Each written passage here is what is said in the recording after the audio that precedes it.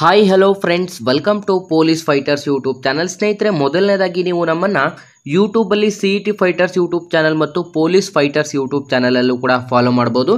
ಹೆಚ್ಚಿನ ಮಾಹಿತಿಗಳಿಗಾಗಿ ನಮ್ಮ Telegram group ಲಿಂಕನ್ನು ಕೂಡ ಡಿಸ್ಕ್ರಿಪ್ಷನಲ್ಲಿ ಕೊಟ್ಟಿರ್ತೇವೆ. ಈ ಒಂದು ಟೆಲಿಗ್ರಾಮ್ ಗ್ರೂಪ್ಗಳಿಗೂ ಕೂಡ ಜಾಯ್ನ್ ಆಗಿ, ಅಥವಾ ಇನ್ಸ್ಟಾಗ್ರಾಮ್ನಲ್ಲಿ CET ಫೈಟರ್ಸ್ ಅಫಿಷಿಯಲ್ ಅನ್ನೋದನ್ನ ಫಾಲೋ ಮಾಡಿ, ಮತ್ತು ಡಿಸ್ಕ್ರಿಪ್ಷನಲ್ಲಿರುವಂಥ ನಮ್ಮ ವಾಟ್ಸಪ್ ಗ್ರೂಪ್ ಮತ್ತು ವಾಟ್ಸಪ್ ಚಾನಲ್ಗೂ ಕೂಡ ಸಬ್ಸ್ಕ್ರೈಬ್ ಮಾಡಿಕೊಂಡು ಹೆಚ್ಚಿನ ಮಾಹಿತಿಯನ್ನು ಕೂಡ ಪಡ್ಕೋಬೋದು ಮತ್ತು ಎಕ್ಸಾಮ್ ಪ್ರಿಪರೇಷನನ್ನು ಕೂಡ ನಡೆಸ್ಕೋಬೋದಾಗಿರುತ್ತೆ.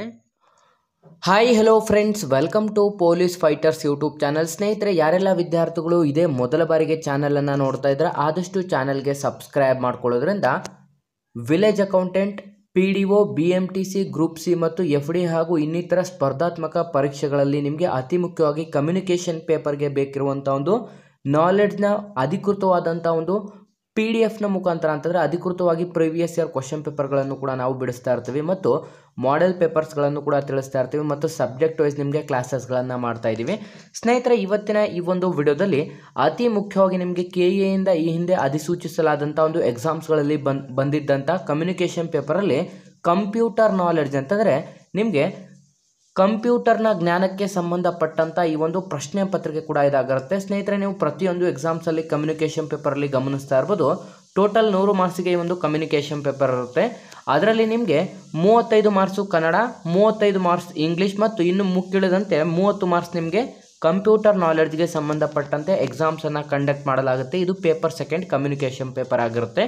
ಸ್ನೇಹಿತರೆ, village accountant, PDO, group C ಮತ್ತು FD ಮತ್ತು ಇನ್ನಿತರ ಹುದ್ದೆಗಳಿಗೆ ಸಂಬಂಧಪಟ್ಟಂಥ ಎಕ್ಸಾಮ್ ಪ್ರಿಪರೇಷನ್ಗೋಸ್ಕರ ಕಂಪ್ಯೂಟರ್ ನಾಲೆಡ್ಜ್ನ ವಿಡಿಯೋ ಕೂಡ ಇದಾಗಿರುತ್ತೆ. ಬನ್ನಿ ಇವತ್ತಿನ ಈ ಒಂದು ಮೊದಲನೇ ಪ್ರಶ್ನೆ ಕಡೆಗೆ ನೋಡೋದಾದರೆ, ಸ್ನೇಹಿತರೆ 71ನೇ ಪ್ರಶ್ನೆ ಆಗಿರುತ್ತೆ. ನಾನು ಮೊದಲಿಗೆ ತಿಳಿಸ್ತೇನೆ ನಿಮಗೆ. 1ರಿಂದ 35 ಸಾಮಾನ್ಯ ಕನ್ನಡ ಪೇಪರ್ ಇರುತ್ತೆ, ಅಂತಂದರೆ ಕ್ವಶನ್ಗಳಿರುತ್ತೆ.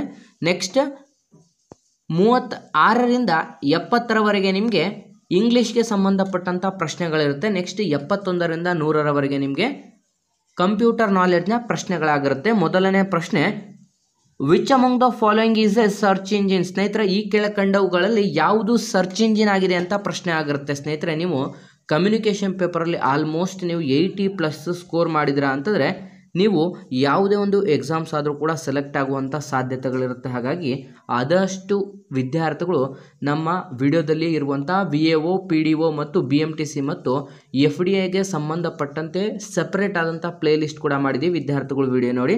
ಸ್ನೇಹಿತರೆ, ಈ ಕೆಳಕಂಡವುಗಳಲ್ಲಿ ಯಾವುದು ಸರ್ಚ್ ಇಂಜಿನ್ ಆಗಿದೆ? ಈ which one of the following is the search engine ಅಂತಲೂ ಕೂಡ ಪ್ರಶ್ನೆ ಆಗಿರುತ್ತೆ. ಸ್ನೇಹಿತರೆ, ಇಲ್ಲಿ ನೀವು ಆಪ್ಷನ್ಗಳನ್ನು ನೋಡ್ಬೋದು. ಕೆಲವೊಬ್ಬರು ವಿದ್ಯಾರ್ಥಿಗಳು ಇದರಲ್ಲಿ ನೀವು 2 ಆಪ್ಷನ್ಗಳಲ್ಲಿ ಕನ್ಫ್ಯೂಸ್ ಆಗ್ತೀರಾ ಅಂತಂದರೆ ಆಲ್ಮೋಸ್ಟ್ ನಿಮಗೆ ಫೈರ್ಬಾಕ್ಸ್ ಅಥವಾ ಗೂಗಲ್ ಆಪ್ಷನ್ B ಮತ್ತು Cಗಳಲ್ಲಿ ನೀವು ಕನ್ಫ್ಯೂಸ್ ಆಗ್ತೀರಾ. ಸ್ನೇಹಿತರೆ, ಆದರೆ ಈ ಕೆಳಕಂಡವುಗಳಲ್ಲಿ ಯಾವುದು ಕೂಡ ಸರ್ಚ್ ಇಂಜಿನ್ ಆಗಿರಲ್ಲ. ಆದರೆ ಒಂದನ್ನು ಹೊರತುಪಡಿಸಿ ಆ ಒಂದು ಸರ್ಚ್ ಇಂಜಿನ್ ಯಾವುದು ಅಂತ ಇಲ್ಲಿ ಪ್ರಶ್ನೆ ಕೇಳಲಾಗಿದೆ. ಸ್ನೇಹಿತರೆ, ಸರಿಯಾದಂಥ ಉತ್ತರ ಆಪ್ಷನ್ B, ಗೂಗಲ್ ಇದೊಂದು ಸರ್ಚ್ ಇಂಜಿನ್ ಆಗಿರುತ್ತದೆ. ಗೂಗಲ್ ಅಧಿಕೃತವಾಗಿ ನಿಮಗೆ ಎಲ್ರಿಗೂ ಕೂಡ ಗೊತ್ತಿರುತ್ತೆ, ಇದೊಂದು ಸರ್ಚ್ ಇಂಜಿನ್ ಆಗಿರುತ್ತೆ. ನಾವು ಏನೇ ಒಂದು ಹುಡುಕ್ಬೇಕಂದ್ರೂ ಕೂಡ ಗೂಗಲಲ್ಲಿ ಹೋಗಿ ಸರ್ಚ್ ಮಾಡ್ತೀವಿ. ಸ್ನೇಹಿತರೆ, ನಿಮಗೆ ಈ ಒಂದು ವಿಡಿಯೋ ಏನಾದರೂ ತುಂಬ ಹೆಲ್ಪ್ಫುಲ್ ಆಗಿದೆ ಅಂತ ಏನಾದರೂ ಅನ್ನಿಸ್ತಾ ಇದ್ದರೆ ಇಲ್ಲಿ ಕಾಣಿಸ್ತಿರುವಂಥ ಈ ಒಂದು ನಂಬರ್ಗೆ ಫೋನ್ಪೇ ಅಥವಾ ಗೂಗಲ್ ಪೇಯಲ್ಲಿ ₹5 ಡೊನೇಟ್ ಮಾಡಿ, ಅಥವಾ ಇಲ್ಲಿ ಕಾಣಿಸ್ತಿರುವಂಥ ಈ ಒಂದು QR ಕೋಡ್ಗೂ ಕೂಡ ನೀವು ₹5 ಡೊನೇಟನ್ನು ಮಾಡ್ಬೋದಾಗಿರುತ್ತೆ. ನಿಮಗೆ ಇಷ್ಟ ಇದ್ದರೆ ಮಾತ್ರ ನೀವು ಈ ಒಂದು QR ಕೋಡ್ಗೆ ಅಥವಾ ಈ ಒಂದು ಫೋನ್ಪೇ ಅಥವಾ ಗೂಗಲ್ ಪೇಯಿಂದ ₹5 ನಮಗೆ ಡೊನೇಟ್ ಮಾಡಿ ಹೆಲ್ಪ್ ಕೂಡ ಮಾಡಬಹುದಾಗಿದೆ. ನೆಕ್ಸ್ಟ್ 72ನೇ ಪ್ರಶ್ನೆ, which of the following is not A power point transition effect? ಸ್ನೇಹಿತರೆ, ಈ ಕೆಳಕಂಡವುಗಳಲ್ಲಿ ಯಾವುದು ಪವರ್ ಪಾಯಿಂಟ್ನ ಟ್ರಾನ್ಸಿಷನ್ ಎಫೆಕ್ಟ್ ಅಲ್ಲ ಅಂತ ಕೇಳಲಾಗಿದೆ. Which one of the following is not A ಅಂತ ಕೇಳಲಾಗಿದೆ. ಹಾಗಾಗಿ ನೀವು ಗಮನಿಸಬೇಕು, ಈ ಕೆಳಕಂಡವುಗಳಲ್ಲಿ ಯಾವುದು ಪವರ್ ಪಾಯಿಂಟ್ನ ಟ್ರಾನ್ಸಿಷನ್ ಎಫೆಕ್ಟ್ ಅಲ್ಲ ಅಂತ ಇಲ್ಲಿ ಪ್ರಶ್ನೆ ಕೇಳಲಾಗಿರುತ್ತೆ. ಸ್ನೇಹಿತರೆ, ನೀವು ಪವರ್ ಪಾಯಿಂಟ್ ಟ್ರಾನ್ಸಿಷನ್ ಎಫೆಕ್ಟ್ಗಳನ್ನು ನೋಡೋದಾದರೆ ಇದರಲ್ಲಿ ಯಾವುದೆಲ್ಲ ಬರುತ್ತದೆ ಅಂತಂದರೆ ಪುಷ್ ಬರುತ್ತದೆ, ಅದರಲ್ಲಿ ನೆಕ್ಸ್ಟ್ ವೈಪ್ ಬರುತ್ತೆ, ಅದರ ಆಮೇಲೆ ಫೇಡ್ ಅಂತ ಬರುತ್ತೆ. ಆದರೆ ಆಪ್ಷನ್ B ಶೇಕ್ ಅನ್ನುವಂಥದ್ದು ಬರಲ್ಲ. ಹಾಗಾಗಿ ಆಪ್ಷನ್ B ಸರಿಯಾದಂಥ ಉತ್ತರವಾಗಿರುತ್ತೆ. ಸ್ನೇಹಿತರೆ, ಈ ಕೆಳಕಂಡವುಗಳಲ್ಲಿ ಪವರ್ ಪಾಯಿಂಟ್ನ ಒಂದು ಟ್ರಾನ್ಸಿಷನ್ ಎಫೆಕ್ಟ್ ಯಾವುದು ಅಲ್ಲ ಅಂತ ಪ್ರಶ್ನೆ ಆಗಿದ್ರೆ ಸರಿಯಾದಂಥ ಉತ್ತರ ಶೇಕ್ ಆಗಿರುತ್ತೆ. ಯಾವುದು ಅಂತ ಕೇಳಿದರೆ ನಿಮಗೆ ಇಲ್ಲಿ ಆಪ್ಷನ್ಸ್ಗಳನ್ನು ಚೇಂಜ್ ಮಾಡಿಬಿಟ್ಟು ಕೇಳಲಾಗುತ್ತೆ. ಆವಾಗ ನೀವು ನೋಡ್ಕೋಬೇಕು ಯಾವೆಲ್ಲ ಟ್ರಾನ್ಸಿಷನ್ ಎಫೆಕ್ಟ್ಗಳು ಪವರ್ ಪಾಯಿಂಟಲ್ಲಿ ಇದೆ ಅಂತಂದರೆ ಪುಷ್ ಮಾಡುವಂಥದ್ದು, ವೈಪ್ ಮಾಡುವಂಥದ್ದು ಮತ್ತು ಫೇಡ್ ಮಾಡುವಂಥದ್ದು, ಇವು ಮೂರು ಕೂಡ ಇರುವಂಥದ್ದು. ಆದರೆ ಶೇಕ್ ಅನ್ನುವಂಥದ್ದು ಇದು ಇಲ್ಲ. ನೆಕ್ಸ್ಟ್ 73ನೇ ಪ್ರಶ್ನೆ ಕಡೆಗೆ ಬರೋದಾದರೆ, which of the following is not A power point slide size. ಸ್ನೇಹಿತರೆ ನೀವು ಇಲ್ಲಿ ಗಮನಿಸ್ಬೋದು, ಪವರ್ ಪಾಯಿಂಟ್ನ ಟ್ರಾನ್ಸಿಷನ್ ಎಫೆಕ್ಟ್ ಅಂತ ಮೇಲ್ಗಡೆ ಕೇಳಿದ್ರು. ನೆಕ್ಸ್ಟ್ ಪವರ್ ಪಾಯಿಂಟ್ನ ಒಂದು ಸ್ಲೈಡ್ ಸೈಜ್ ಯಾವುದು ಅಂತ ಅಂದರೆ ಯಾವುದು ಅಲ್ಲ ಅಂತ ಇಲ್ಲಿ ಕೇಳಲಾಗಿದೆ. ಸ್ನೇಹಿತರೆ ವಿದ್ಯಾರ್ಥಿಗಳು ನೀವು ಇಲ್ಲಿ ಗಮನಿಸ್ಬೋದು, ನಿಮಗೆ ಆಲ್ಮೋಸ್ಟ್ ಇಲ್ಲಿ ಪವರ್ ಪಾಯಿಂಟ್ನ ಮೇಲೆ 2 ಮಾರ್ಕ್ಸ್ಗಳು ಫಿಕ್ಸ್ ಆಗಿ ಬರುತ್ತೆ. ಪವರ್ ಪಾಯಿಂಟ್ನ ಮೇಲೆ 2 ಮಾರ್ಕ್ಸ್ಗಳು ಮತ್ತು ಜನ್ರೇಷನ್, ಕಂಪ್ಯೂಟರ್ನ ಜನ್ರೇಷನ್ ಇದೆಯಲ್ಲ ಅದ್ರ ಮೇಲೆ 2 ಮಾರ್ಕ್ಸ್ಗಳು ಬರುತ್ತೆ ನಿಮಗೆ. ಹಾಗಾಗಿ ವಿದ್ಯಾರ್ಥಿಗಳು ಆದಷ್ಟು ನೀವು ಕ್ವಶನ್ ಪೇಪರ್ಗಳನ್ನು ರೆಫರ್ ಮಾಡ್ತಾ ಹೋಗಿ. ನಮ್ಮ ಚಾನಲಲ್ಲಿ ಹಾಕಿರುವಂಥ ಕ್ವಶನ್ ಪೇಪರ್ಗಳನ್ನು ರೆಫರ್ ಮಾಡ್ತಾ ಹೋದರೆ ಯಾವ ರೀತಿ ನಿಮಗೆ ಪ್ರಶ್ನೆಗಳು ಬರ್ತವೆ ಅಂತ ಒಂದು ಐಡಿಯಾ ಕೂಡ ಸಿಗ್ತಾ ಹೋಗುತ್ತೆ. ಸ್ನೇಹಿತರೆ ಈ ಕೆಳಕಂಡಲ್ಲಿ ಯಾವುದು ಪವರ್ ಪಾಯಿಂಟ್ನ ಸ್ಲೈಡ್ ಸೈಜ್ ಅಲ್ಲ ಅಂತ ಕೇಳಲಾಗಿದೆ. ಸ್ನೇಹಿತರೆ ಇದರಲ್ಲಿ ನೀವು ಗಮನಿಸ್ಬೋದು, ಸ್ಲೈಡ್ ಸೈಜ್ ಪವರ್ ಪಾಯಿಂಟಲ್ಲಿ ಯಾವುದೆಲ್ಲ ಇರ್ತದೆ ಅಂತಂದರೆ 1:1 ಸೈಜ್ ಇರುತ್ತೆ, 4:3 ಸೈಜ್ ಇರುತ್ತೆ. ನೆಕ್ಸ್ಟ್ ಇನ್ನೂ ಕೂಡ ನೀವು ಕನ್ಫ್ಯೂಸ್ ಆಗ್ತೀರಾ, 16:9 ಇರುತ್ತೆ ಸ್ನೇಹಿತರೆ. ಆದರೆ ಆಪ್ಷನ್ ಸಿ ಪವರ್ ಪೋರ್ಟ್ರೈಟಲ್ಲಿ ಅಂತಾರೆ 9:6 ಇದು ಇರಲ್ಲ ಸ್ನೇಹಿತರೆ. 9:16 ಇದು ಇರಲ್ಲ. ಇದು ಎಲ್ಲಿ ಬಳಸಲಾಗುತ್ತದೆ ಅಂತಂದರೆ ಆಲ್ಮೋಸ್ಟ್ ನಿಮಗೆ ಎಲ್ಲ ಒಂದು ಪವರ್ ಪಾಯಿಂಟ್ಗಳಲ್ಲಿ 9:16 ಇದೆಲ್ಲೂ ಕೂಡ ಸಿಗಲ್ಲ. 16:9 ಸಿಗುತ್ತೆ, ಆದರೆ 9:16 ಸಿಗಲ್ಲ. ಹಾಗಾಗಿ ವಿದ್ಯಾರ್ಥಿಗಳು ಈ ಕೆಳಕಂಡ ಯಾವುದು ಅಲ್ಲ ಅಂತ ನೋಡಿದ್ರೆ 9:16 ಇಲ್ಲಿ ನೀವು 2 ಪ್ರಶ್ನೆಗಳಿಗೆ ಉತ್ತರವನ್ನು ನೋಡ್ತಾ ಹೋಗ್ಬೋದು ಸ್ನೇಹಿತರೆ. ಈಗ ಫಾರ್ ಎಕ್ಸಾಂಪಲ್ ನಿಮಗೆ which of the following is A power point slide size ಅಂತ ಏನಾದರೂ ಕೇಳಲಾಗುತ್ತೆ ಪ್ರಶ್ನೆ ಅಂತ ನೀವು ಅಂದ್ಕೊಂಡು ಇಲ್ಲಿ ಸ್ಲೈಡ್ ಸೈಜ್ಗಳು ಯಾವೆಲ್ಲ ಇರುತ್ತದೆ ಅಂತ ನೋಡ್ಕೋಬೇಕಾಗುತ್ತೆ. 16:9 ಇರುತ್ತೆ, 1:1 ಇರುತ್ತೆ ಮತ್ತು 4:3 ಇವು 3 ಕೂಡ ಇರುತ್ತೆ. ಆದರೆ ಯಾವುದು ಇಲ್ಲ ಅಂತಂದರೆ 9:16 ಇದು ಪೋರ್ಟ್ರೈಟಲ್ಲಿ ಇರೋದಿಲ್ಲ. ನೆಕ್ಸ್ಟ್ 74ನೇ ಪ್ರಶ್ನೆ ಕಡೆಗೆ ಬರೋದಾದರೆ, which is the maximum size of A document allowed as N attached in the Gmail ಅಂತ ಕೇಳಲಾಗಿದೆ. ಸ್ನೇಹಿತರೆ ನೀವು ಗಮನಿಸ್ಬೋದು, ವಿದ್ಯಾರ್ಥಿಗಳು ಎಲ್ಲರೂ ಕೂಡ ನೀವು ಜಿಮೇಲ್ ಎಲ್ಲ ಯೂಸ್ ಮಾಡ್ತಾರೆ. ಫಾರ್ ಎಕ್ಸಾಂಪಲ್ ಈಗ ವಿಲೇಜ್ ಅಕೌಂಟೆಂಟ್, PDO ಮತ್ತು ಇನ್ನಿತರ ಸ್ಪರ್ಧಾತ್ಮಕ ಪರೀಕ್ಷೆಗಳಿಗೆ ನೀವು ಅಪ್ಲಿಕೇಶನ್ ಹಾಕಿದ ತಕ್ಷಣ ನಿಮಗೆ ಇಮೇಲ್ಗೆ ಒಂದು ಮೆಸೇಜಸ್ ಕೂಡ ಬರುತ್ತೆ. ಹಾಗಾಗಿ ಇಮೇಲ್ ಎಲ್ರಿಗೂ ಕೂಡ ಗೊತ್ತಿರುತ್ತೆ. ಮತ್ತು ನೀವು ಯಾವುದಾದ್ರೂ ಒಂದು ವಿಷಯಕ್ಕೆ ಸಂಬಂಧಪಟ್ಟಂತೆ ಯಾರಿಗಾದರೂ ಇಮೇಲ್ ಕೂಡ ಮಾಡಿರ್ತಾರೆ, ಯಾವುದಾದ್ರೂ ಜಾಬ್ಸಿಗೆ ರೆಸ್ಯೂಮ್ ಕಳಿಸೋದು ಈ ರೀತಿ ಇಮೇಲ್ ಕೂಡ ಮಾಡಿರ್ತಾರೆ. ಆದರೆ ಇಲ್ಲಿ ಇಮೇಲ್ ಮಾಡಬೇಕಾದ್ರೆ ಅಟ್ಯಾಚ್ ಮಾಡಬೇಕಾದ್ರೆ ಡಾಕ್ಯುಮೆಂಟ್ಸ್ನ ಮ್ಯಾಕ್ಸಿಮಮ್ ಸೈಜ್ ಎಷ್ಟು MBಯಲ್ಲಿ ಬಳಸಲಾಗುತ್ತದೆ, ಮ್ಯಾಕ್ಸಿಮಮ್ ಎಷ್ಟು MB ಇದ್ದರೆ ಮಾತ್ರ ಇಲ್ಲಿ ಅಲೋಡ್ ಮಾಡಲಾಗುತ್ತೆ, ಅಥವಾ KB ಇದ್ದರೆ ಅಲೋಡ್ ಮಾಡಲಾಗುತ್ತಾ ಅಥವಾ MBಯಲ್ಲಿದ್ದರೆ ಅಲೋಡ್ ಮಾಡಲಾಗುತ್ತಾ ಅಂತ ಇಲ್ಲಿ ಪ್ರಶ್ನೆಯನ್ನು ಕೇಳಲಾಗಿರುತ್ತೆ. ಸ್ನೇಹಿತರೆ 74ನೇ ಪ್ರಶ್ನೆಗೆ ಸರಿಯಾದಂಥ ಉತ್ತರ ಮ್ಯಾಕ್ಸಿಮಮ್ ಇಲ್ಲಿ 25 MB ಸ್ನೇಹಿತರೆ. ಮ್ಯಾಕ್ಸಿಮಮ್ ಆಪ್ಷನ್ ಬಿ 25 MBಗಿಂತ ಹೆಚ್ಚಿನದಾಗಿ ನೀವು ಡಾಕ್ಯುಮೆಂಟ್ಸ್ಗಳನ್ನು ಅಟ್ಯಾಚ್ ಮಾಡಲಿಕ್ಕೆ ಆಗೋದಿಲ್ಲ. ಹಾಗಾಗಿ ಆಪ್ಷನ್ ಬಿ 25 MB ನಿಮಗೆ ಹೈಯೆಸ್ಟ್ ಒಂದು ಅಟ್ಯಾಚ್ ಮಾಡಲು ಜಿಮೇಲಲ್ಲಿ ಬಳಸುವಂಥ ಒಂದು ಸೈಜ್ ಕೂಡ ಆಗಿರುತ್ತದೆ. ನೆಕ್ಸ್ಟ್ ಸ್ನೇಹಿತರೆ ನೀವು USB ಅಂತಂದರೆ 75ನೇ ಪ್ರಶ್ನೆ, USB ಸ್ಟ್ಯಾಂಡರ್ಡ್ ಫಾರ್ ಅಂತಂದರೆ USBನ ಒಂದು ವಿಸ್ತೃತ ರೂಪ ಅಥವಾ ಫುಲ್ ಫಾರ್ಮ್ ಆಫ್ USB ಅಂತ ಇಲ್ಲಿ ಅನ್ಕೋಬೇಕಾಗುತ್ತೆ. ಅಥವಾ ನೀವು ಸ್ಟ್ಯಾಂಡ್ಸ್ ಫಾರ್ ಅಂತ ಕೇಳಿದ್ರೆ ನೀವು USB ಫುಲ್ ಫಾರ್ಮ್ ಅಂತ ನೀವು ತಿಳ್ಕೊಬೇಕಾಗಿರುತ್ತೆ. ಸ್ನೇಹಿತರೆ USB ಅಂತ ಅಂದರೆ ಏನು ಅಂತ ಇಲ್ಲಿ ನಿಮಗೆ ಪ್ರಶ್ನೆಗಳನ್ನು ಕೇಳಲಾಗಿರುತ್ತೆ. 75ನೇ ಪ್ರಶ್ನೆಗೆ ಸ್ನೇಹಿತರೆ USB ಅಂತಂದರೆ ಯೂನಿವರ್ಸಲ್ ಸೀರಿಯಲ್ ಬಸ್ ಅಂತ ಆಗಿರುತ್ತೆ. ಅಂತಂದರೆ ಇಲ್ಲಿ ಆಪ್ಷನ್ಗಳಲ್ಲಿ ಯಾವುದು ಇದೆ ಅಂತ ನೋಡಿದ್ರೆ ಸ್ನೇಹಿತರೆ option B universal serial bus ಅನ್ನೋದನ್ನ USB ಅಂತ ಕರೆಯಲಾಗುತ್ತೆ. ಸ್ನೇಹಿತರೆ ಹೊಸ ವಿದ್ಯಾರ್ಥಿಗಳು ಯಾರೆಲ್ಲ ವಿಡಿಯೋಸ್ನ ನೋಡ್ತಾ ಇದ್ದೀರಾ ಸ್ನೇಹಿತರೆ, ನಾನು ಆಗಲೇ ತಿಳಿಸಿದೆ village accountant, PDO, SDA, FDA, ಗ್ರಾಮ ಲೆಕ್ಕಿಗ ಮತ್ತು ಅತಿ ಮುಖ್ಯವಾಗಿ ಪೊಲೀಸ್ ಇಲಾಖೆಗೆ ಸಂಬಂಧಪಟ್ಟಂಥ ಎಕ್ಸಾಮ್ ಪ್ರಿಪರೇಷನ್ಗೋಸ್ಕರ ಕಂಪ್ಲೀಟಾಗಿ ನಾನು ನಿಮಗೆ ಸಬ್ಜೆಕ್ಟ್ ವೈಸು ಇತಿಹಾಸ, ಭೂಗೋಳ, ಅರ್ಥಶಾಸ್ತ್ರ, ಸಂವಿಧಾನ ಮತ್ತು ಕರೆಂಟ್ ಅಫೇರ್ಸ್ ಹಾಗೂ ಕಮ್ಯುನಿಕೇಷನ್ ಪೇಪರಲ್ಲಿ ಕಂಪ್ಯೂಟರ್ ನಾಲೆಡ್ಜ್, ಸಾಮಾನ್ಯ ಇಂಗ್ಲೀಷ್ ಮತ್ತು ಸಾಮಾನ್ಯ ಕನ್ನಡಕ್ಕೆ ಸಂಬಂಧಪಟ್ಟಂಥ ಪ್ರತಿಯೊಂದು ವಿಡಿಯೋ ಕೂಡ ನಮ್ಮ ಚಾನಲಲ್ಲಿ ಅವೈಲೇಬಲ್ ಇದೆ. ನಿಮ್ಮ ಎಲ್ಲ ಸ್ನೇಹಿತರಿಗೂ ಕೂಡ ಶೇರ್ ಮಾಡಿ ಮತ್ತು ಆದಷ್ಟು ನಮ್ಮ ಚಾನಲ್ಗೆ ಸಬ್ಸ್ಕ್ರೈಬ್ ಮಾಡ್ಕೊಳ್ಳಿಕ್ಕೆ ತಿಳಿಸಿ. ಮತ್ತು ಡಿಸ್ಕ್ರಿಪ್ಷನಲ್ಲಿ ನಮ್ಮ ಟೆಲಿಗ್ರಾಮ್ ಗ್ರೂಪ್ ಮತ್ತು ವಾಟ್ಸಪ್ ಗ್ರೂಪ್ಗಳು ಕೂಡ ಇದೆ, ಆದಷ್ಟು ಜಾಯ್ನ್ ಆಗಿ. ಮತ್ತು ಇನ್ಸ್ಟಾಗ್ರಾಮ್ನಲ್ಲಿ CET ಫೈಟರ್ಸ್ ಅಫಿಷಿಯಲ್ ಅಕೌಂಟನ್ನು ಆದಷ್ಟು ಫಾಲೋ ಮಾಡಿ. ನೆಕ್ಸ್ಟ್ ನೋಡೋದಾದರೆ ಸ್ನೇಹಿತರೆ 76ನೇ ಪ್ರಶ್ನೆ, in an email system BCC stands for ಅಂತ ಕೇಳಲಾಗಿದೆ ಸ್ನೇಹಿತರೆ. ಇಲ್ಲಿ ನಿಮಗೆ ಇಂಟರ್ನೆಟ್ ಅಂತ ಒಂದು ಟಾಪಿಕ್ ಕೂಡ ಬರುತ್ತೆ ಕಂಪ್ಯೂಟರಲ್ಲಿ. ಆ ಒಂದು ಇಂಟರ್ನೆಟ್ ಎಂಬುವಂಥ ಒಂದು ಟಾಪಿಕ್ಸಲ್ಲಿ ಸರ್ಚ್ ಇಂಜಿನ್ ಆಗಲಿ ಇವೆಲ್ಲ ಜಿಮೇಲು ಇಮೇಲ್ ಇವೆಲ್ಲವೂ ಕೂಡ ಬರುತ್ತೆ. ಅದರಲ್ಲೂ ಕೂಡ ನಿಮಗೆ 2 ಮಾರ್ಕ್ಸ್ಗಳು ಫಿಕ್ಸ್ ಆಗಿ ಬರುತ್ತೆ ಸ್ನೇಹಿತರೆ. ಆಗಲೇ ನಿಮಗೆ ಮೇಲ್ಗಡೆನೂ ಕೂಡ ಒಂದು ಪ್ರಶ್ನೆ ಬಂದಿತ್ತು, ಜಿಮೇಲ್ನ ಅತಿ ದೊಡ್ಡ ಸೈಜ್ ಯಾವುದು ಅಂತಂದರೆ ಫೈಲ್ನ ಅಟ್ಯಾಚ್ ಮಾಡಿ ನೀವು ಸೆಂಡ್ ಮಾಡಲಿಕ್ಕೆ ದೊಡ್ಡ ಸೈಜ್ ಯಾವುದು ಅಂತಂದರೆ 25 MB ಆಗಿರುತ್ತೆ. ಇಲ್ಲೂ ಕೂಡ ಜಿಮೇಲಲ್ಲಿ BCC ಸ್ಟ್ಯಾಂಡ್ಸ್ ಫಾರ್ ಅಂತ ಕೇಳಲಾಗಿದೆ. ಅಂತಂದರೆ BCCನ ಫುಲ್ ಫಾರ್ಮ್ ಏನು ಅಂತ ಇಲ್ಲಿ ಪ್ರಶ್ನೆ ಕೇಳಲಾಗಿರುತ್ತೆ ಸ್ನೇಹಿತರೆ. BCCನ ಫುಲ್ ಫಾರ್ಮ್ ಯಾವುದು ಅಂತಂದರೆ ಬ್ಲೈಂಡ್ ಕಾರ್ಬನ್ ಕಾಪಿ ಸ್ನೇಹಿತರೆ.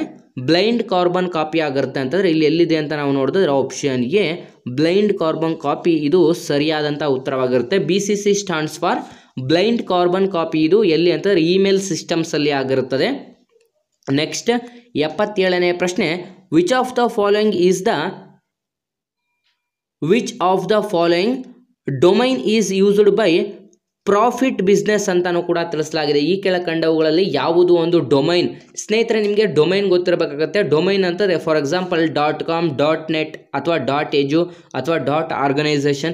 ಈಗ ನೀವು ಗೌರ್ಮೆಂಟ್ನ ವೆಬ್ಸೈಟ್ಗಳನ್ನು ನೀವು ಗಮನಿಸೋದಾದರೆ ಫಾರ್ ಎಕ್ಸಾಂಪಲ್ ಈಗ ನಮ್ಮ ಕರ್ನಾಟಕ ಪೊಲೀಸ್ ಇಲಾಖೆ ಅಥವಾ ವಿಲೇಜ್ ಅಕೌಂಟೆಂಟ್ ಈ ರೀತಿ ಗಮನಿಸೋದಾದರೆ KEA.gov.in ಅಂತ ಇರುತ್ತೆ. ಅಂತಂದರೆ ಇವೆಲ್ಲ ಗೌರ್ಮೆಂಟ್ನ ಒಂದು ವೆಬ್ಸೈಟ್ಸ್ಗಳಾಗಿರುತ್ತೆ. ಹಾಗಾಗಿ ಇಲ್ಲಿ .net, .edu, .organization, .com ಇವೆಲ್ಲವೂ ಕೂಡ ನಿಮಗೆ ಡೊಮೈನ್ ಅಂತ ಕರೆಯಲಾಗುತ್ತೆ ಸ್ನೇಹಿತರೆ. ಇವೆಲ್ಲವನ್ನು ಕೂಡ ಇಲ್ಲಿ ಡೊಮೈನ್ ಅಂತ ಕರೆಯಲಾಗುತ್ತದೆ.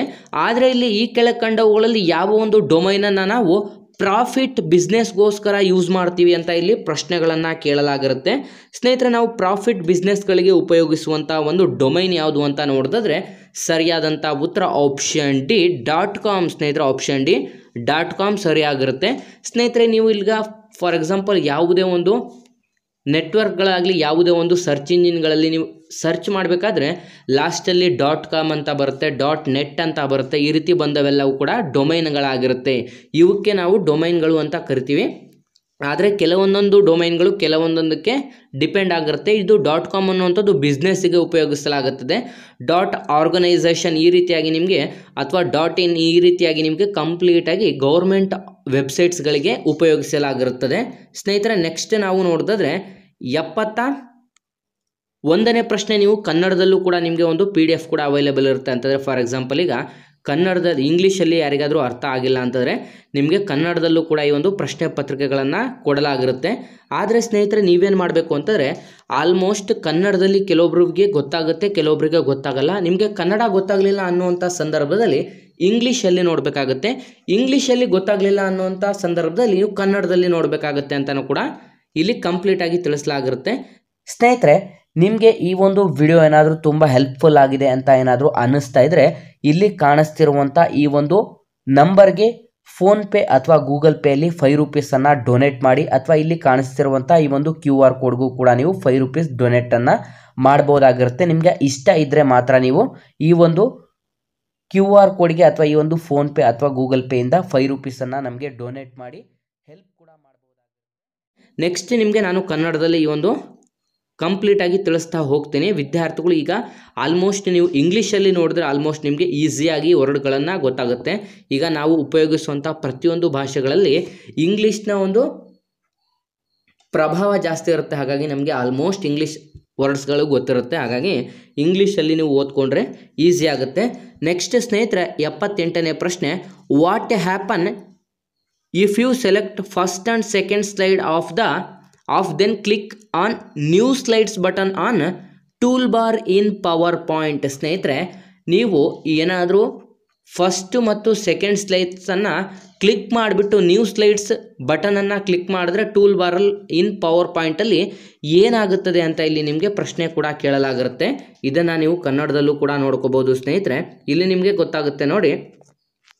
ನೀವು ಮೊದಲ ಮತ್ತು ಎರಡನೆಯ ಸ್ಲೈಡನ್ನು ಆಯ್ಕೆ ಮಾಡಿ ನಂತರ ಟೂಲ್ ಬಾರಿನ ಮೇಲೆ PowerPointನಲ್ಲಿ ಹೊಸ ಸ್ಲೈಡ್ ಬಟನನ್ನು ಕ್ಲಿಕ್ ಮಾಡಿದರೆ ಏನಾಗುತ್ತೆ ಅಂತ ಇಲ್ಲಿ ಪ್ರಶ್ನೆ ಕೇಳಲಾಗಿರುತ್ತೆ.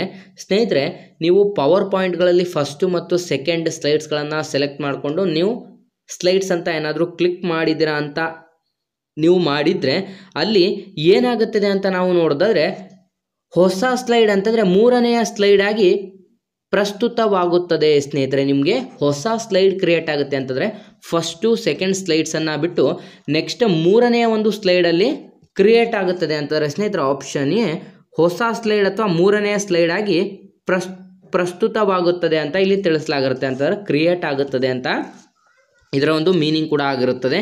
ನೆಕ್ಸ್ಟ್ 79ನೇ ಪ್ರಶ್ನೆ ಕಡೆಗೆ ಬರೋದಾದರೆ ಪವರ್ ಪಾಯಿಂಟ್ಗಳಲ್ಲಿ ಲಭ್ಯವಿರುವ 3 ಆಯ್ಕೆ ಅಥವಾ ಅಂದರೆ ಯಾವುದೆಲ್ಲ ಅಂತಂದರೆ ಇನ್ಸರ್ಟ್, ಪಿಕ್ಚರ್ ಮೆನು, ಇನ್ನೊಂದು ಯಾವುದು ಅಂತ ಇಲ್ಲಿ ಕೇಳಲಾಗಿರುತ್ತೆ ಸ್ನೇಹಿತರೆ. ನೀವು ಗಮನಿಸ್ಬೋದು ಇನ್ಸರ್ಟ್, ಪಿಕ್ಚರ್ ಮೆನು, ಇನ್ನೊಂದು ಯಾವುದು ಅಂತ ಕೇಳಲಾಗಿದೆ. ಪವರ್ ಪಾಯಿಂಟ್ಗಳಲ್ಲಿ ಲಭ್ಯವಿರುವಂಥ 3 ಆಯ್ಕೆಗಳು ಯಾವೆಲ್ಲ ಇರುತ್ತದೆ ಅಂತ ನಾವಿಲ್ಲಿ ಟಿಕ್ ಮಾಡಬೇಕಾಗುತ್ತೆ. ಅವರು ಇಲ್ಲಿ ಆಪ್ಷನ್ಸ್ಗಳನ್ನು ಕೂಡ ನೀಡಲಾಗಿರುತ್ತೆ. ಆ ಒಂದು ಆಪ್ಷನ್ಸ್ಗಳಲ್ಲಿ ಪವರ್ ಪಾಯಿಂಟ್ಗಳಲ್ಲಿ ನಾವು ಯಾವುದನ್ನು ಕಾಣಬಹುದು ಅಂತ ನೋಡೋದಾದ್ರೆ ಸ್ನೇಹಿತರೆ, ಮೊದಲನೇದಾಗಿ ಕ್ಲಿಪ್ ಆರ್ಟ್ ಫೈಲ್ನಿಂದ ಆಟೋ ಶೇಪ್ಸ್, ಕ್ಲಿಪ್ ಆರ್ಟ್ ಫೈಲ್ನಿಂದ ಮತ್ತು ಆಟೋ ಶೇಪ್ಸ್ ಎನ್ನುವಂಥದ್ದನ್ನ ನಾವು ಕಾಣಬಹುದಾಗಿರುತ್ತೆ ಸ್ನೇಹಿತರೆ. ಆಪ್ಷನ್ ಬಿ ಸರಿಯಾದಂಥ ಉತ್ತರವಾಗಿರುತ್ತೆ. ಸ್ನೇಹಿತರೆ, ನಿಮಗೆ ಕನ್ನಡದಲ್ಲಿ ಗೊತ್ತಾಗಲಿಲ್ಲ ಅಂದರೆ ಇಂಗ್ಲೀಷಲ್ಲಿ ನೋಡ್ಕೊಳ್ಳಿ, ಇಂಗ್ಲೀಷಲ್ಲಿ ಗೊತ್ತಾಗಲಿಲ್ಲ ಅಂದರೆ ಕನ್ನಡದಲ್ಲಿ ನೋಡ್ಕೊಳ್ಳಿ. ಆದರೆ ನೀವು ಯಾವುದೇ ಒಂದು ಪ್ರಶ್ನೆಗಳನ್ನು ಫೈನಲ್ ಆಗಿ ಯಾವುದೇ ಒಂದು ಡಿಪಾರ್ಟ್ಮೆಂಟ್ ಎಕ್ಸಾಮ್ಸ್ ಆದರೂ ಕೂಡ ಫೈನಲ್ ಆಗಿ ಕನ್ಸಿಡರ್ ಮಾಡೋದು ಇಂಗ್ಲೀಷ್ಗಳಲ್ಲಿ ಯಾವುದು ಸರಿಯಾಗಿರುತ್ತೆ ಅಥವಾ ಇಂಗ್ಲೀಷಲ್ಲಿ ಏನಾದರೂ ತಪ್ಪಾಗಿದ್ರೆ ನಿಮಗೆ ಗ್ರೇಸ್ ಮಾರ್ಕ್ಸ್ ಕೊಡಲಾಗುತ್ತೆ. ಕನ್ನಡದಲ್ಲಿ ತಪ್ಪಾಗಿದ್ರೆ ನಿಮಗೆ ಗ್ರೇಸ್ ಮಾರ್ಕ್ಸ್ ಕೊಡಲ್ಲ. ಹಾಗಾಗಿ ಇಂಗ್ಲೀಷ್ ಭಾಷೆಯನ್ನೇ ಪರಿಗಣಿಸಲಾಗುತ್ತೆ. ವಿದ್ಯಾರ್ಥಿಗಳು ನೀವು ಕಂಪ್ಲೀಟಾಗಿ ಅದ್ರ ಬಗ್ಗೆನೂ ಕೂಡ ಕಾನ್ಸಂಟ್ರೇಟ್ ಮಾಡಬೇಕಾಗಿರುತ್ತೆ. ನೆಕ್ಸ್ಟ್ ಸ್ನೇಹಿತರೆ 80ನೇ ಪ್ರಶ್ನೆ, ಪವರ್ ಪಾಯಿಂಟ್ ಸ್ಲೈಡ್ನ ವಿನ್ಯಾಸ ಮತ್ತು ಆಟೋ ಕರೆಕ್ಟ್ ವಿಜಾರ್ಡ್ ನಡುವಿನ ವ್ಯತ್ಯಾಸವೇನು ಸ್ನೇಹಿತರೆ? ಇದೇ ಪ್ರಶ್ನೆಯನ್ನು ನಾವು 80ನೇ ಪ್ರಶ್ನೆಯನ್ನು ಇಂಗ್ಲೀಷಲ್ಲಿ ಒಂದ್ಸಲ ನಿಮಗೆ ತಿಳಿಸ್ತೀನಿ ನೋಡಿ. ಇಂಗ್ಲೀಷಲ್ಲಿ ಓದಿದ್ರೆ ನಿಮಗೆ ಆಲ್ಮೋಸ್ಟ್ ಈ ಒಂದು ಪ್ರಶ್ನೆಗಳಿಗೆ ಕಂಪ್ಲೀಟಾಗಿ ಈಸಿಯಾಗಿ ನಿಮಗೆ ಅರ್ಥ ಆಗುತ್ತೆ. ಆವಾಗ ನೀವು ಈಸಿಯಾಗಿ ಉತ್ತರಿಸ್ಬೋದು. The difference between slide design and auto content wizard in PowerPoint ಅಂತ ತಿಳಿಸಲಾಗಿದೆ ಸ್ನೇಹಿತರೆ. ಡಿಸೈನ್ ಸ್ಲೈಡ್ಸ್ ಮತ್ತು ಆಟೋ ಕಂಟೆಂಟ್ ವಿಜಾರ್ಡ್ ಇನ್ ಪವರ್ ಪಾಯಿಂಟಲ್ಲಿ ಡಿಫ್ರೆನ್ಸ್ ಏನು ಅಂತ ಇಲ್ಲಿ ಪ್ರಶ್ನೆ ಕೇಳಲಾಗಿರುತ್ತೆ ಸ್ನೇಹಿತರೆ. ಇಲ್ಲಿ ಡಿಫ್ರೆನ್ಸ್ ಏನಾಗಿರುತ್ತದೆ ಅಂತಂದರೆ ಸ್ಲೈಡ್ ಡಿಸೈನ್ ಅಂತಾರೆ ಆಪ್ಷನ್ ಬಿ ಸರಿಯಾಗಿರುತ್ತೆ. Slide design does not provide sample content but auto content wizard provides sample content 2 ಅಂತ ತಿಳಿಸಲಾಗಿರುತ್ತೆ ಅಂತಂದರೆ ಸ್ನೇಹಿತರೆ, slide design does not provide sample content ಅಂದರೆ ಸ್ಲೈಡ್ ಡಿಸೈನ್ ಅನ್ನುವಂಥದ್ದು ಒಂದು ಸ್ಯಾಂಪಲ್ ಕಂಟೆಂಟನ್ನು ನೀಡಲ್ಲ. ಆದರೆ ಆಟೋ ಕಂಟೆಂಟ್ ವಿಜಾರ್ಡ್ ಅನ್ನುವಂಥದ್ದು ಇದೊಂದು ಸ್ಯಾಂಪಲ್ ಕಂಟೆಂಟನ್ನು ನೀಡುತ್ತದೆ ಅಂತ ಇದರ ಒಂದು ಮೀನಿಂಗ್ ಕೂಡ ಆಗಿರುತ್ತದೆ. ನೆಕ್ಸ್ಟ್ 81ನೇ ಪ್ರಶ್ನೆ ಕಡೆಗೆ ಬರೋದಾದರೆ which of the following is not A part of design in power point ಸ್ನೇಹಿತರೆ. ಇಲ್ಲಿ ನೀವು ಗಮನಿಸ್ಬೋದು ಪವರ್ ಪಾಯಿಂಟ್ನ ಮೇಲೆ ನಿಮಗೆ ಆಲ್ಮೋಸ್ಟ್ 5 ರಿಂದ 6 ಪ್ರಶ್ನೆಗಳು ರಿಪೀಟೆಡ್ ಆಗಿದೆ ಸ್ನೇಹಿತರೆ. ಪವರ್ ಪಾಯಿಂಟ್ ಎಂಬುವಂಥ ಟಾಪಿಕ್ಸ್ಗಳಿದೆ. ನೀವು ಕಂಪ್ಲೀಟಾಗಿ ಕಂಪ್ಯೂಟರ್ ನಾಲೆಡ್ಜ್ನ ಪ್ರತಿಯೊಂದು ಎಕ್ಸಾಮ್ಸಲ್ಲೂ ಕೂಡ ಯಾವೆಲ್ಲ ಪ್ರಶ್ನೆಗಳು ಎಷ್ಟು ಬಾರಿ ರಿಪೀಟೆಡ್ ಆಗಿದ್ದಾವೆ ಅಂತಲೂ ಕೂಡ ನಮ್ಮ ಚಾನಲಲ್ಲಿ ತಿಳಿಸಿದ್ದೀವಿ. ವಿದ್ಯಾರ್ಥಿಗಳು ಸಬ್ಸ್ಕ್ರೈಬ್ ಮಾಡ್ಕೊಳ್ಳಿ. ಪವರ್ ಪಾಯಿಂಟ್ ಟಾಪಿಕ್ನ ಮೇಲೆ ನಿಮಗೆ 5 ರಿಂದ 6 ಪ್ರಶ್ನೆಗಳು ಫಿಕ್ಸ್ ಆಗಿ ಬರುತ್ತದೆ ಸ್ನೇಹಿತರೆ. ಇದರಲ್ಲಿ which one of the following is not A part of slide design in PowerPoint ಅಂತ ಕೇಳಲಾಗಿದೆ. ಪವರ್ ಪಾಯಿಂಟಲ್ಲಿ ಸ್ಲೈಡ್ ಡಿಸೈನ್ ಇದು ಆಗಿಲ್ಲ ಅಂತ ಇಲ್ಲಿ ಪ್ರಶ್ನೆ ಆಗಿರುತ್ತೆ. ಇದರಲ್ಲಿ ಸ್ಲೈಡ್ ಡಿಸೈನ್ ಯಾವುದಾಗಿಲ್ಲ ಅಂತಂದರೆ ಸ್ಲೈಡ್ ಲೇಔಟ್ ಸ್ನೇಹಿತರೆ. ಸ್ಲೈಡ್ ಲೇಔಟ್ ಅನ್ನುವಂಥದ್ದು ಇದನ್ನು ಹೊರತುಪಡಿಸಿ colour scheme, next animation scheme ಮತ್ತು ಡಿಸೈನ್ ಟೆಂಪ್ಲೇಟ್ಸ್ ಅನ್ನುವಂಥದ್ದು ಇವು 3 ಕೂಡ ಆಗಿರುತ್ತೆ. ಆದರೆ ಯಾವುದಾಗಿಲ್ಲ ಅಂತಂದರೆ ಈ ಒಂದು ಪ್ರಶ್ನೆಗೆ ಸರಿಯಾದಂಥ ಉತ್ತರ ಆಪ್ಷನ್ ಸಿ ಸ್ಲೈಡ್ ಲೇಔಟ್ ಇದು ಸರಿಯಾದಂಥ ಉತ್ತರವಾಗಿರುತ್ತೆ. ನೆಕ್ಸ್ಟ್ ಸ್ನೇಹಿತರೆ ನಾವು ಇಂಗ್ಲೀಷಲ್ಲೇ ಈ ಒಂದು ಪ್ರಶ್ನೆ ಪತ್ರಿಕೆಗಳನ್ನು ಬಿಡಿಸೋಣ. ನೆಕ್ಸ್ಟ್ 82ನೇ ಪ್ರಶ್ನೆ,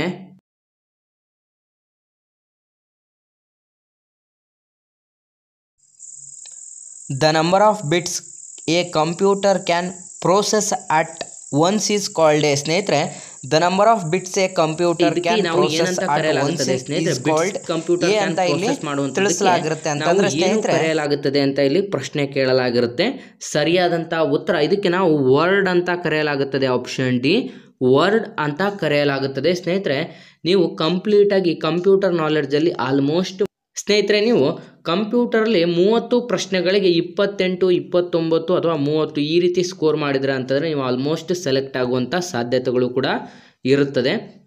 ನೆಕ್ಸ್ಟ್ 83ನೇ ಪ್ರಶ್ನೆ, the logic gate that provides high output for same inputs is called ಇದರಲ್ಲಿ ಯಾವುದು ಅಂತ ಕೇಳಲಾಗಿದೆ. ಸ್ನೇಹಿತರೆ ನಿಮ್ಗೆಲ್ರಿಗೂ ಕೂಡ ಈಗ ನೀವು ಕಂಪ್ಯೂಟರ್ನ ಓದಿಲ್ಲ ಅಂತಂದ್ರೂ ಕೂಡ ಈ ಒಂದು ಗೇಟ್ಸ್ಗಳು ಪ್ರೊವೈಡ್ ಅಂತಂದರೆ ಈಗ ಲಾಜಿಕ್ ಗೇಟ್ಸ್ಗಳನ್ನು ನೀವು SSLC ಇರಬೇಕಾದ್ರೆ ಆಲ್ಮೋಸ್ಟ್ ನೀವು ಓದಿರ್ತೀರ.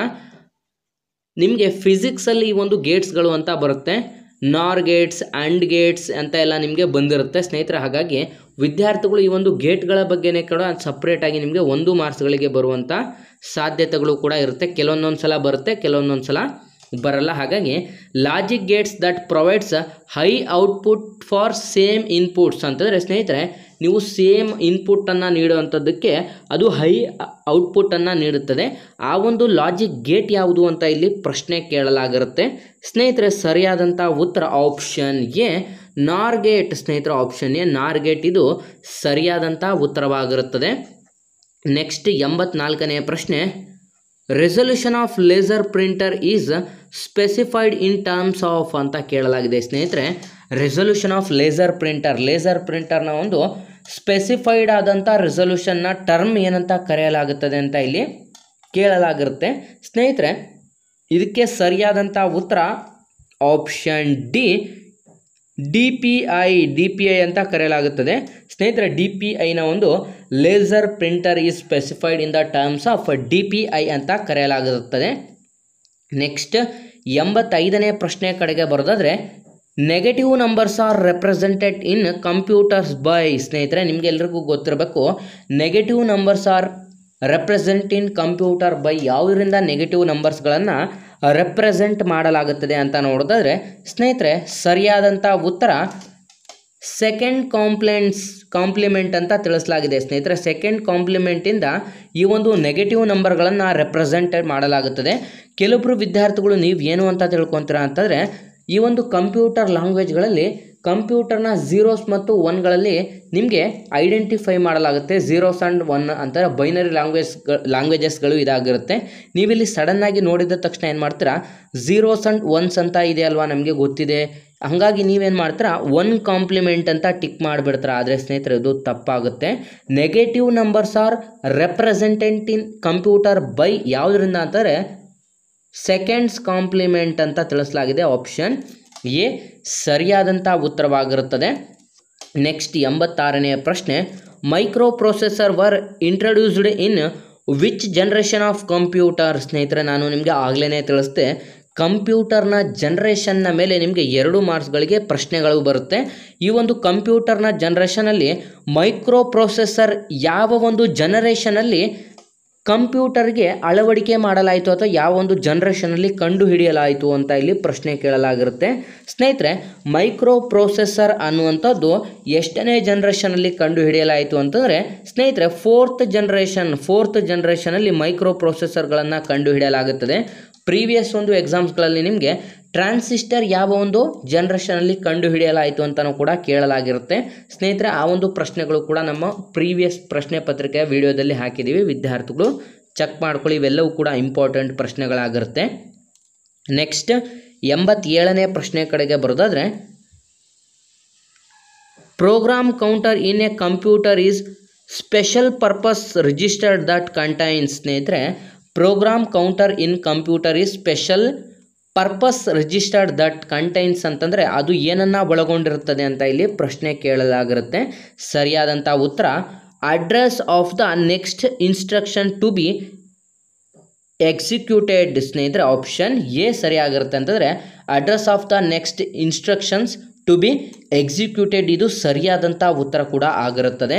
ಸ್ನೇಹಿತರೆ ನೆಕ್ಸ್ಟ್ ನಾವು ಮುಂದಿನ ಪ್ರಶ್ನೆ ಆದಂಥ 88ನೇ ಪ್ರಶ್ನೆ ಕಡೆಗೆ ಬರೋದಾದರೆ ಅತಿ ಮುಖ್ಯವಾಗಿ ಸ್ನೇಹಿತರೆ ನೀವು ಗಮನಿಸ್ಬೋದು ಎಲ್ಲ ವಿದ್ಯಾರ್ಥಿಗಳು ನೀವು F1ಇಂದ F12ನವರೆಗೆ ಇರುವಂಥ ಪ್ರತಿಯೊಂದು ಬಟನ್ ಯಾವ ಒಂದು ಕಾರ್ಯವನ್ನು ನಿರ್ವಹಿಸುತ್ತದೆ ಅಂತ ಕೂಡ ನೀವು ತಿಳ್ಕೋಬೇಕಾಗಿರುತ್ತೆ. ಇದು ಕೂಡ ತುಂಬ ಇಂಪಾರ್ಟೆಂಟ್ ಆಗಿರುತ್ತೆ. ಈ ಒಂದು ಪ್ರಶ್ನೆಗಳು ಕೂಡ ಪ್ರೀವಿಯಸ್ ಎಕ್ಸಾಮ್ಸಲ್ಲಿ ಕೇಳಲಾಗಿರುತ್ತೆ. ಸ್ನೇಹಿತರೆ ಈಗ ನಾವು 88ನೇ ಪ್ರಶ್ನೆ ಕಡೆಗೆ ಬರೋದಾದರೆ to return the reminder after a number is divided by a division in Excel dash function is used ಅಂತಂದರೆ ಸ್ನೇಹಿತರೆ ರಿಟರ್ನ್ ರಿಮೈಂಡರ್ ಅಂತಂದರೆ ಇಲ್ಲಿ ನೀವು ಗಮನಿಸ್ಬೋದು to return reminder after number is divided by a division in Excel. ಸ್ನೇಹಿತರೆ ಎಕ್ಸೆಲಲ್ಲಿ ನಾವು division ಮಾಡಿದಂಥ ರಿಮೈಂಡರನ್ನು ಯಾವುದರಲ್ಲಿ ಬರೆಯಲಿಕ್ಕೆ ಬಳಸ್ತೀವಿ, ಆ ಒಂದು ಫಂಕ್ಷನ್ ಯಾವುದು ಅಂತ ಇಲ್ಲಿ ಪ್ರಶ್ನೆಯನ್ನು ಕೇಳಲಾಗಿರುತ್ತೆ. ಸರಿಯಾದಂಥ ಉತ್ತರ ಮೋಡ್. ಈ ರೀತಿಯಾಗಿ ಬ್ರಾಕೆಟಲ್ಲಿ ನಾವು ಬರ್ತೀವಿ MOD, ಅಥವಾ ಈ ರೀತಿಯಾಗಿ ಬ್ರಾಕೆಟಲ್ಲಿ ನಾವು ಆ ಒಂದು ರಿಮೈಂಡರ್ಗಳನ್ನು ಮೆನ್ಷನ್ ಮಾಡಲಾಗುತ್ತದೆ. ಹಾಗಾಗಿ ಆಪ್ಷನ್ ಬಿ ಸ್ನೇಹಿತರೆ ಸರಿಯಾದಂಥ ಉತ್ತರ ಕೂಡ ಆಗಿರುತ್ತದೆ. ನೆಕ್ಸ್ಟ್ 89ನೇ ಪ್ರಶ್ನೆ ಸ್ನೇಹಿತರೆ, which of the following is an absolute cell reference in MX Excel. ಸ್ನೇಹಿತರೆ MX Excel ಅಲ್ಲಿ ನಾವು ಯಾವುದರ ಮೂಲಕ ಅಬ್ಸಲ್ಯೂಟ್ ಸೆಲ್ ರೆಫರೆನ್ಸನ್ನು ನೀಡಲಾಗುತ್ತದೆ ಅಂತ ಇಲ್ಲಿ ಪ್ರಶ್ನೆ ಕೇಳಲಾಗಿರುತ್ತೆ. ಸೆಲ್ ರೆಫರೆನ್ಸನ್ನು ನಾವು ಸ್ನೇಹಿತರೆ ಆಪ್ಷನ್ ಎ ಅಂತಂದರೆ ಫಸ್ಟ್ನೇದಾಗಿ ಡಾಲರ್ ಸಿಂಬಲನ್ನು ಯೂಸ್ ಮಾಡ್ತೀವಿ. $A$1 ಅಂತ ಯೂಸ್ ಮಾಡ್ತೀವಿ. ಹಾಗಾಗಿ ಆಪ್ಷನ್ ಎ ಸರಿಯಾದಂಥ ಉತ್ತರವಾಗಿರುತ್ತೆ. MX Excel ಅಲ್ಲಿ ನಾವು ಸೆಲ್ ರೆಫರೆನ್ಸನ್ನು $A$1 ರೆಫರ್ ಮಾಡಲಾಗುತ್ತದೆ. ನೆಕ್ಸ್ಟ್ 90ನೇ ಪ್ರಶ್ನೆ ಕಡೆಗೆ ಬರೋದಾದರೆ, in MS Word superscript ಅಥವಾ subscript strike through are known as ಏನಂತ ಕೇಳಲಾಗಿದೆ ಸ್ನೇಹಿತರೆ. In MS Word superscript ಮತ್ತು ಸಬ್ಸ್ಕ್ರಿಪ್ಟ್ ಅಥವಾ strike through are known as ಇಲ್ಲಿ ಏನಂತ ಕೇಳಲಾಗಿದೆ ಅಂತ ನಾವು ನೋಡಿದ್ರೆ, ಇವೆಲ್ಲವನ್ನು ಕೂಡ ನಾವು ಏನಂತ ಕರಿತೀವಿ ಅಂತ ನೋಡಿದ್ರೆ ಸ್ನೇಹಿತರೆ ಫಾಂಟ್ನ ಎಫೆಕ್ಟ್ಗಳು ಅಂತ ಕರಿತೀವಿ ಸ್ನೇಹಿತರೆ. ಆಪ್ಷನ್ ಎ ಫಾಂಟ್ನ ಎಫೆಕ್ಟ್ಗಳು ಅಂತ ಕರೆಯಲಾಗುತ್ತದೆ. ನೆಕ್ಸ್ಟ್ 91ನೇ ಪ್ರಶ್ನೆ ಕಡೆಗೆ ಬರೋದಾದರೆ, which function in Excel tells how many numerical entries are there ಅಂತ ಕೇಳಲಾಗಿದೆ ಸ್ನೇಹಿತರೆ. ನೀವು MS Excel ಅಲ್ಲಿ ಏನಾದರೂ ಯೂಸ್ ಮಾಡ್ತಿದ್ದೀರಾ ಅಂತಾರೆ, ನೀವು ಎಷ್ಟು ನ್ಯೂಮರಿಕಲ್ನ ಎಂಟರ್ ಮಾಡಿದ್ದೀರಾ ಅಂತ ಇಲ್ಲಿ ಚೆಕ್ ಮಾಡುವಂಥದ್ದಕ್ಕೆ ಯಾವ ಒಂದು ಕೀಯನ್ನು ಯೂಸ್ ಮಾಡಲಾಗುತ್ತೆ ಅಥವಾ ಶಾರ್ಟ್ಕಟ್ ಕೀಸ್ಗಳು ಅಂತ ಗೊತ್ತಿರುತ್ತೆ ಸ್ನೇಹಿತರೆ. ಕಂಪ್ಯೂಟರ್ನಲ್ಲಿ ಆಲ್ಮೋಸ್ಟ್ ನಿಮಗೆ ತುಂಬ ಶಾರ್ಟ್ಕಟ್ ಕೀಸ್ಗಳು ಇದೆ. ಆ ಒಂದು ಶಾರ್ಟ್ಕಟ್ ಕೀಸ್ಗಳ ಮೇಲೆ ನಿಮಗೆ 2 ಮಾರ್ಕ್ಸ್ಗೆ ಪ್ರಶ್ನೆಗಳು ಬರುತ್ತದೆ ಸ್ನೇಹಿತರೆ. ಒಂದು ಶಾರ್ಟ್ಕಟ್ ಕೀ ಯಾವುದನ್ನು ನಾವು ಉಪಯೋಗಿಸ್ತೀವಿ ಅಂತ ನೋಡಿದ್ರೆ ಆಪ್ಷನ್ ಎ ಕೌಂಟ್ ಅಂತ ನಾವು ಟೈಪ್ ಮಾಡಿದ್ರೆ, ಅಂತಾರೆ ಕೌಂಟನ್ನು ನಾವು ಎಂಟರ್ ಮಾಡಿದ್ರೆ ನೀವು ಅಲ್ಲಿ ಎಷ್ಟು ಹೌ ಮೆನಿ ನ್ಯೂಮರಿಕಲ್ಸ್ನ ಎಂಟರ್ ಮಾಡಿದ್ರೆ ಅಂತ ತೋರಿಸುತ್ತೆ. ನೀವೇನು ಮಾಡ್ತೀರಾ NUM ಅಂತ ಟೈಪ್ ಮಾಡಿದ್ರೆ ತೋರಿಸುತ್ತೆ ಅಂತ ರಾಂಗ್ ಮಾಡಿಬಿಡ್ತಾರೆ. ಹಾಗಾಗಿ ವಿದ್ಯಾರ್ಥಿಗಳು ಆಪ್ಷನ್ ಎ ಸರಿಯಾದಂಥ ಉತ್ತರ ಕೂಡ ಆಗಿರುತ್ತೆ. ನೆಕ್ಸ್ಟ್ 92ನೇ ಪ್ರಶ್ನೆ ಕಡೆಗೆ ನೋಡೋದಾದರೆ, in the formula which symbol specifies the fixed columns or rows ಅಂತ ತಿಳಿಸಲಾಗಿದೆ ಸ್ನೇಹಿತರೆ.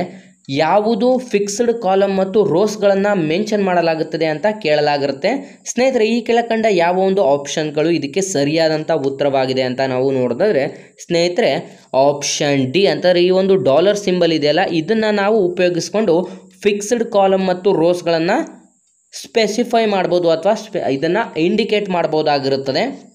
ನೆಕ್ಸ್ಟ್ 93ನೇ ಪ್ರಶ್ನೆ ಕಡೆಗೆ ಬರೋದಾದರೆ, how you can update the value of formula cells in if auto calculate mode of Excel is disabled ಅಂತ ತಿಳಿಸಲಾಗಿರುತ್ತೆ ಸ್ನೇಹಿತರೆ.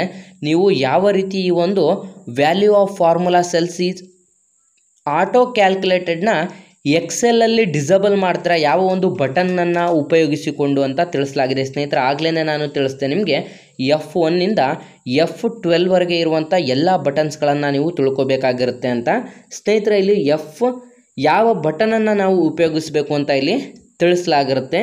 ಸರಿಯಾದಂಥ ಉತ್ತರ ಆಪ್ಷನ್ ಬಿ F9 ಸ್ನೇಹಿತರೆ. F9ಅನ್ನು ಉಪಯೋಗಿಸಿದ್ರಿಂದ ನಾವು MX Excel ಅಲ್ಲಿ ಆಟೋ ಕ್ಯಾಲ್ಕುಲೇಟ್ ಆಗಿರೋದನ್ನು ನಾವು ಡಿಸೇಬಲ್ ಕೂಡ ಮಾಡ್ಬೋದಾಗಿರುತ್ತೆ.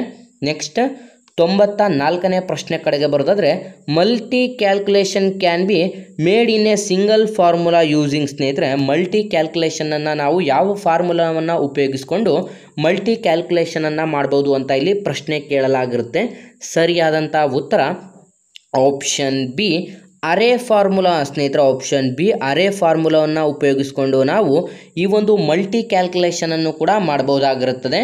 ನೆಕ್ಸ್ಟ್ 95ನೇ ಪ್ರಶ್ನೆ ಕಡೆಗೆ ಬರೋದಾದರೆ ಸ್ನೇಹಿತರೆ, ಇಲ್ಲಿ ನೀವು ಗಮನಿಸ್ಬೋದು, ಇನ್ MS Word the key F12 opens A ಅಂತ ತಿಳಿಸಲಾಗಿದೆ. ನಾನು ಆಗಲೇ ನಿಮಗೆ ತಿಳಿಸಿದೆ F1 ನಿಂದ F12ವರೆಗೆ ಇರುವಂಥ ಎಲ್ಲ ಒಂದು ಫಂಕ್ಷನ್ಸ್ಗಳನ್ನು ಕೂಡ ತಿಳ್ಕೊಬೇಕಂತ ಸ್ನೇಹಿತರೆ. ಇಲ್ಲಿ F12 ಕೀ ಏನನ್ನು ಆಪರೇಟ್ ಮಾಡುತ್ತದೆ ಅಂತ ನೋಡಿದ್ರೆ ಸರಿಯಾದಂಥ ಉತ್ತರ save as A dialogue box. Save as A dialogue box ಆಗಿ ಇದು MS ವರ್ಡಲ್ಲಿ ಈ ಒಂದು F12 key save as A dialogue box ಆಗಿ ವರ್ಕ್ ಆಗುತ್ತದೆ. ನೆಕ್ಸ್ಟ್ 96ನೇ ಪ್ರಶ್ನೆ ಕಡೆಗೆ ಬರೋದಾದರೆ, A website address is A unique name that defines A specific dash on the web ಅಂತಾನೂ ಕೂಡ ತಿಳಿಸಲಾಗಿದೆ. ಇಲ್ಲಿ ನೀಡಿರುವಂಥ ಒಂದು ವೆಬ್ಸೈಟ್ ಅಡ್ರೆಸ್ ಇದು ಯುನಿಕ್ ಆಗಿರುತ್ತೆ. ಇದು ಏನನ್ನು ಐಡೆಂಟಿಫೈಸ್ ಮಾಡುತ್ತದೆ ಅಂತ ಇಲ್ಲಿ ನಾವು ನೋಡಿದ್ರೆ ಸ್ನೇಹಿತರೆ ಸರಿಯಾದಂಥ ಉತ್ತರ ಇದು ವೆಬ್ಸೈಟನ್ನು ಇಂಡಿಕೇಟ್ ಮಾಡಲಾಗುತ್ತದೆ ಸ್ನೇಹಿತರೆ. ಇದು ವೆಬ್ಸೈಟನ್ನು ಇಂಡಿಕೇಟ್ ಮಾಡಲಾಗುತ್ತದೆ. ಫಾರ್ ಎಕ್ಸಾಂಪಲ್ ಈಗ ನೀವು KEA ಅಂತ ಯೂಸ್ ಮಾಡ್ತೀರಾ ಅಥವಾ ನೀವು KPSC ಅಂತ ಯೂಸ್ ಮಾಡ್ತೀರಾ, ಇದು ಪರ್ಟಿಕ್ಯುಲರ್ ಆಗಿ ಆ ಒಂದು ವೆಬ್ಸೈಟನ್ನು ಇಂಡಿಕೇಟ್ ಮಾಡಲಾಗುತ್ತೆ. ಆ ರೀತಿ ನಿಮಗೆ ಈ ಒಂದು ವೆಬ್ಸೈಟನ್ನು ಇಂಡಿಕೇಟ್ ಮಾಡಲಾಗುತ್ತದೆ ಅಂತ ಇಲ್ಲಿ ಪ್ರಶ್ನೆ ಕೂಡ ಆಗಿರುತ್ತದೆ. ನೆಕ್ಸ್ಟ್ 97ನೇ ಪ್ರಶ್ನೆ ಕಡೆಗೆ ಬರೋದಾದರೆ in MS Word control R shortcut key is used to ಸ್ನೇಹಿತರೆ MS ವರ್ಡಲ್ಲಿ ಕಂಟ್ರೋಲ್ ಆರ್ ಎಂಬಂಥ ಈ ಒಂದು ಶಾರ್ಟ್ಕಟ್ ಕೀಯನ್ನು ನೀವು ಎಂಟರ್ ಮಾಡಿದ್ರೆ ಏನಾಗುತ್ತದೆ ಅಂತ ಇಲ್ಲಿ ಪ್ರಶ್ನೆ ಕೇಳಲಾಗಿರುತ್ತೆ. 97ನೇ ಪ್ರಶ್ನೆಯಲ್ಲಿ ನೀವು ಗಮನಿಸ್ಬೋದು ಸ್ನೇಹಿತರೆ, ಕಂಟ್ರೋಲ್ ಆರ್ ಏನಾದರೂ ನೀವು ಟೈಪ್ ಮಾಡಿದ್ರಾ ಕಂಟ್ರೋಲ್ ಆರ್ ಏನಾದರೂ ನೀವು ಟೈಪ್ ಮಾಡಿದ್ರಾ ಅಂತಂದರೆ ಅದು right align the select paragraph ಅಂತಂದರೆ ಸ್ನೇಹಿತರೆ ನೀವು ಗಮನಿಸ್ಬೋದು. ಫಾರ್ ಎಕ್ಸಾಂಪಲ್ ಈಗ ಈ ಒಂದು ಪ್ಯಾರಾಗ್ರಾಫ್ ಇಲ್ಲಿಗೆ ಬಂದಿರುತ್ತೆ, ಸ್ಟಾರ್ಟಿಂಗ್ ಪ್ಯಾರಾಗ್ರಾಫ್, ಇನ್ನೊಂದು ಪ್ಯಾರಾಗ್ರಾಫ್ ಇಲ್ಲಿಂದ ಸ್ಟಾರ್ಟ್ ಆಗಿರುತ್ತೆ, ಇನ್ನೊಂದು ಪ್ಯಾರಾಗ್ರಾಫ್ ಇಲ್ಲಿಂದ ಸ್ಟಾರ್ಟ್ ಆಗಿರುತ್ತೆ, ಇನ್ನೊಂದು ಪ್ಯಾರಾಗ್ರಾಫ್ ಇಲ್ಲಿಂದ ಸ್ಟಾರ್ಟ್ ಆಗಿರುತ್ತೆ. ನೀವು ಕಂಟ್ರೋಲ್ ಆರ್ ಹೊಡೆದ ತಕ್ಷಣ ಈ ಒಂದು right align the select paragraph ಆ ಒಂದು ಪ್ಯಾರಾಗ್ರಾಫ್ನ ನೀವು ಸೆಲೆಕ್ಟ್ ಮಾಡಿದ ತಕ್ಷಣ ಇಲ್ಲಿ ಕೆಳಗಡೆ ಕ್ಲೀನಾಗಿ ನೀಟಾಗಿ ಈ ರೀತಿಯಾಗಿ ಇಲ್ಲಿಂದ ಸ್ಟಾರ್ಟ್ ಆಗುವಂಥದ್ದು, ಇಲ್ಲಿಂದ ಸ್ಟಾರ್ಟ್ ಆಗುವಂಥದ್ದು, ಈ ರೀತಿಯಾಗಿ ಕಂಪ್ಲೀಟಾಗಿ ನಿಮಗೆ ಒಂದು ಕ್ಲೀನಾಗಿ ಆ ಒಂದು ಪೇಜ್ ಕೂಡ ಪ್ರಿಪೇರ್ ಆಗುತ್ತೆ, ಕಂಪ್ಲೀಟಾಗಿ ಚೆನ್ನಾಗಿ ರೆಡಿ ಕೂಡ ಆಗುತ್ತೆ ಆ ಒಂದು ಪ್ಯಾರಾಗ್ರಾಫ್. ಆದರೆ ನೀವು ಟೈಪ್ ಮಾಡಬೇಕಾದ್ರೆ ಫಾರ್ ಎಕ್ಸಾಂಪಲ್ ಈಗ ಇಲ್ಲೊಂದು ಇರಿಟೇಟ್ ಟೈಪ್ ಮಾಡಿರ್ತಾರ, ನೀವು MS ವರ್ಡಲ್ಲಿ ಕಂಟ್ರೋಲ್ ಆರ್ ಹೊಡೆದ್ರೆ ಕಂಪ್ಲೀಟಾಗಿ ಒಂದು ಪ್ಯಾರಾಗ್ರಾಫ್ ಆಗಿ ಅದು ಕನ್ವರ್ಟ್ ಕೂಡ ಆಗುತ್ತದೆ. ನೆಕ್ಸ್ಟ್ 98ನೇ ಪ್ರಶ್ನೆ ಕಡೆಗೆ ಬರೋದಾದರೆ ಸ್ನೇಹಿತರೆ, which of the following is not A available in MS word font spacing ಅಂತ ತಿಳಿಸಲಾಗಿದೆ ಸ್ನೇಹಿತರೆ. MS ವರ್ಡ್ನ ಫಾಂಟ್ ಸ್ಪೇಸಿಂಗಲ್ಲಿ ಇದನ್ನು ನಾವು ನೋಡಲಾಗುವುದಿಲ್ಲ ಅಂತ ಕೇಳಲಾಗಿರುತ್ತೆ.